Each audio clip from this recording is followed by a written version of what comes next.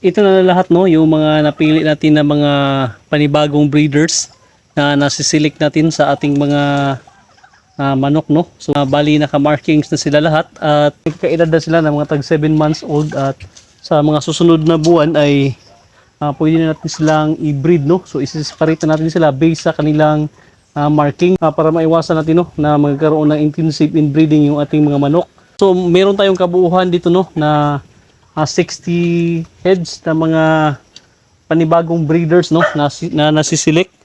Meron tayong 48 na mga inahin at saka meron tayong 12, no, na mga lalaki na mga manok.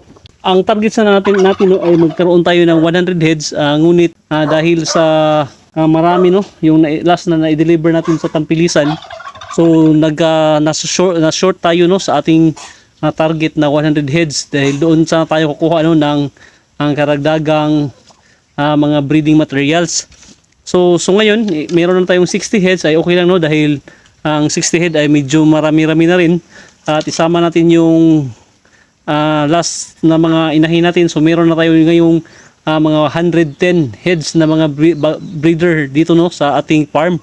So ito na, no, yung ating paparamihin sa susunod na taon. So siguro mga by December ay magsisimula na sila, no, na mangitlog hanggang sa peak season nila. Kahapon ay last day, no, ng buwan ay nag-inventory tayo dito sa ating expenses at saka sales, no, ng ating mga manok. So based dito sa ating record, no, ay meron tayong kabuuhang 12,167 na naging expenses natin, no, sa ating feed cost, sa mga vitamins at sa mga ginagamit natin, no, na antibiotic doon sa ating mga may nagkakasipon na mga manok. So dito naman sa ating sales, no, ay mayroon tayong kabuuhan na 211 heads na mga manok na naibenta natin, no, ngayong buwan, ngayong October. So ang pinakamarami doon ay yung naihatid natin, no, yung na-deliver natin sa Tampilisan sa Jose Rizal Memorial State University, no, para gagamiting pang thesis ng isang estudyante doon. So in total ay meron tayong 44,717 pesos ang ating gross sales, no, sa 211 heads na mga manok. So minus natin, no, sa ating salary sa ating tauhan which is 4,710 at meron tayong remaining, no, na 40,007 pesos.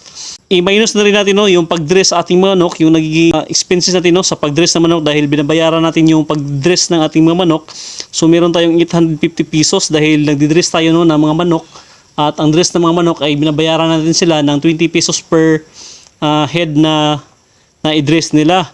So meron tayong total, no, na 39,157 pesos na sales natin. So minus naman, no, yung ating feed cost na 12,167 pesos ay meron tayong net income, no, 26,990 ngayong buwan ng October.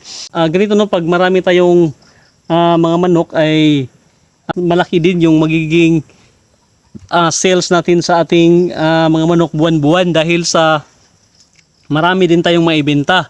Kaya ano ay sisikap tayo dito na mas parami pa yung ating breeder para nang sa ganoon ay marami tayong mai-produce na mga manok dito at nang sa ganoon ay marami din tayong maibenta. So kagaya na ngayon, no, ay nakapagbenta tayo ng more than 200 heads na mga manok, which is natin, no, expected na ganito karami yung maibenta natin ngayong buwan dahil mostly kasi simula nung nagbenta tayo ay meron lang tayong maximum, no, na 50 to 60 heads nang maibenta natin buwan-buwan. So ngayon ay ito, no, yung maximum na nakabenta tayo ng 200 plus na mga manok. So ito, no, yung isang katibayan kung bakit dito tayo na natili sa native chicken dahil alam natin na mayroon siyang market. Dahil kung wala tayong market, siguro hindi tayo makabenta ng ganito karami.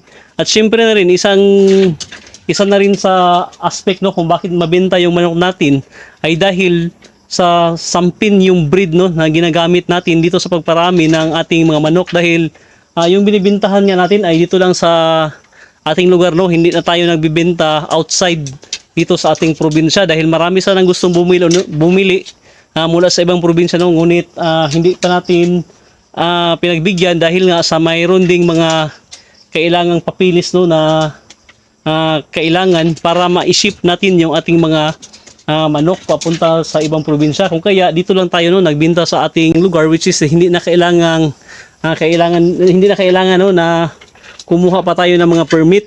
Ngayon no sa pagbebenta naman ng ating Dres Native Chicken ay medyo marami-rami na rin no yung tumatangkilik sa ating mga manok bilang karni.